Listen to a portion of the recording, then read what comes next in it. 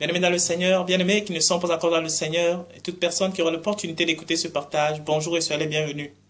Le thème de notre partage de ce matin sera intitulé « La chrétienté périodique ». Bien-aimés dans le Seigneur, l'une des choses qui décrédibilise le nom de Dieu au milieu des païens, de ceux qui ne connaissent pas Dieu, est notre manque d'attitude chrétienne au quotidien.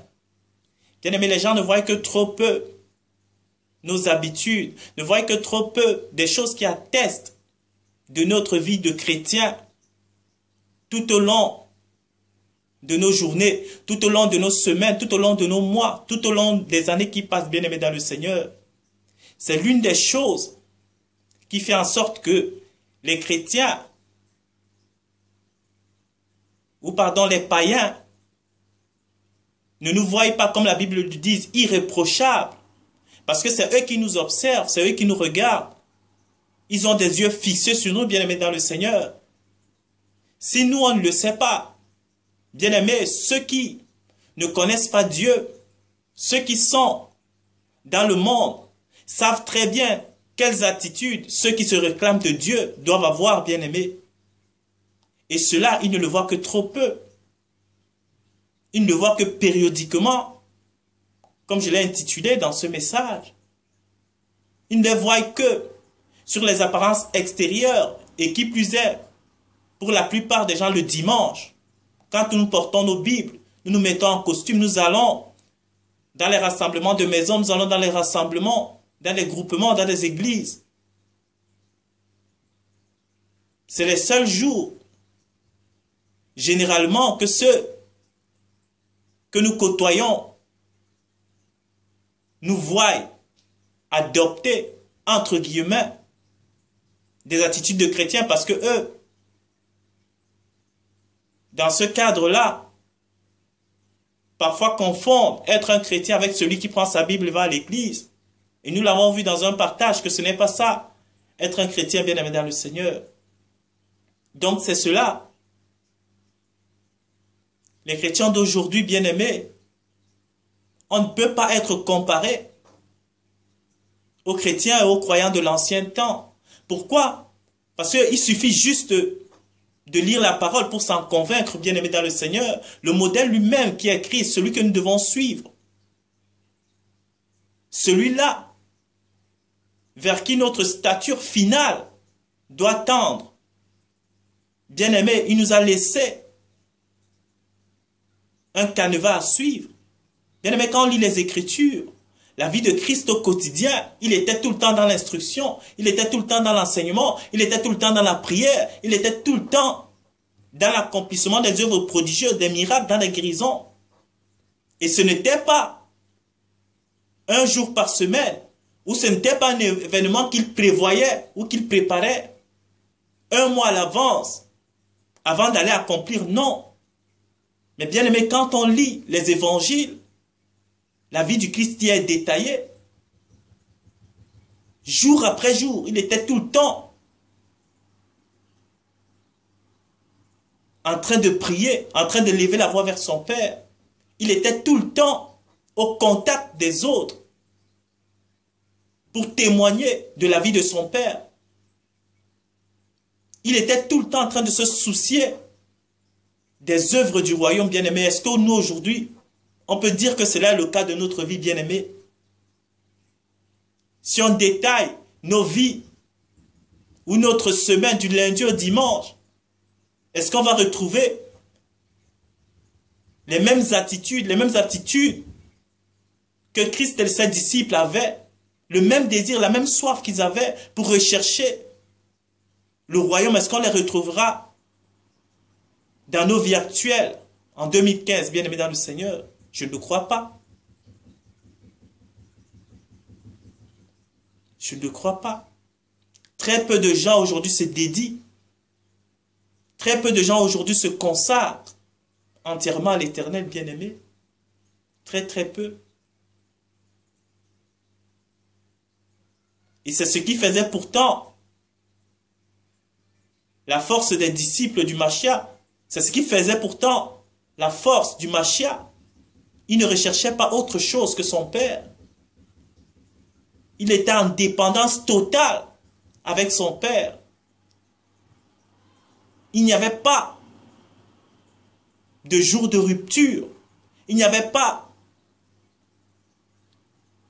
des espaces où le Christ n'était pas connecté avec son Père. Pourquoi? Parce qu'il savait que du moment où il se déconnectait avec l'esprit de son Père, du moment où il était déconnecté avec la vie qui est son Père, il s'exposait à la frappe de l'ennemi. C'est comme ça, bien-aimé dans le Seigneur.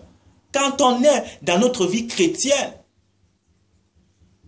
sous couvert de l'Éternel, sa protection est immuable, sa protection est totale. Mais si on choisit de manière délibérée ou même indélibérée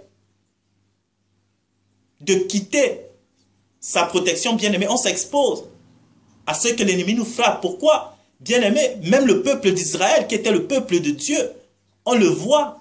Ça, il ne faut pas l'oublier, bien-aimé dans le Seigneur. Que ce soit parmi le peuple, les prophètes, que ce soit le peuple, Monsieur l'âme d'Adam, le peuple d'Israël, bien-aimé, ils étaient régis tous par la même chose. Même ceux qui étaient prophètes, si tu te détournais, si tu quittais de l'appui, de la colonne, de la vérité, de la protection qui était Dieu, ces prophètes-là, ceux qui étaient la bouche, l'autorité de Dieu au milieu du peuple, ils devenaient comme monsieur tout le monde.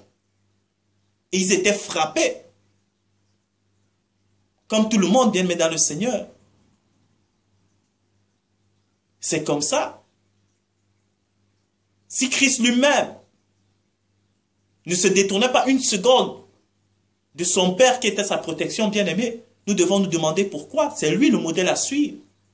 Si ses disciples ne quittaient pas Christ d'une seule semelle, on doit se demander pourquoi. Sauf quand Christ leur disait il faut aller à tel endroit faire tel qu'il leur donnait des missions à faire. Oui, c'est pas, mais ils étaient tout le temps avec Christ. Pourquoi? Posez-vous la question. Aujourd'hui, nous les chrétiens du 21e siècle, nous les chrétiens de 2013, on choisit délibérément des jours, si on compte par semaine 7 jours, on choisit délibérément 6 jours de quitter la protection de l'Éternel. Et on croit que cela sera sans conséquence, bien-aimés. On n'a qu'à faire le bilan de nos vies. On va découvrir, bien-aimés dans le Seigneur. Donc c'est ça.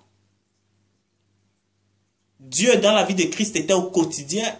Christ dans la vie de ses disciples, il était au quotidien, tous les jours, ils étaient ensemble. Ils ne se quittaient pas. De la même manière, Dieu veut que nous ne puissions pas le quitter. D'une seule heure, d'une seule minute, d'une seule seconde. Parce que la minute ou la seconde ou l'heure ou le jour où nous ne sommes pas là, nous sommes à la merci de l'ennemi, bien-aimé dans le Seigneur. Ça, il faut que nous le comprenions, bien-aimés. Et c'est le danger.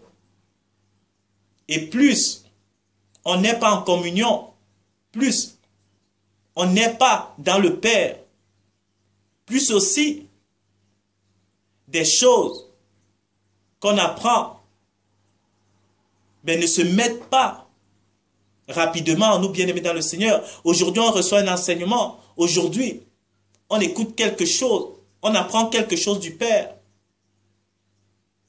Pendant 2, 3 semaines, on fait autre chose. Après, on revient dans la continuité. La continuité n'est pas la bien-aimée dans le Seigneur. Si on n'est pas assidu dans les enseignements, on aura aussi difficile à intégrer ces enseignements-là. Et la nature de Dieu sera aussi lente à se bâtir en nous, bien-aimés dans le Seigneur. C'est ça.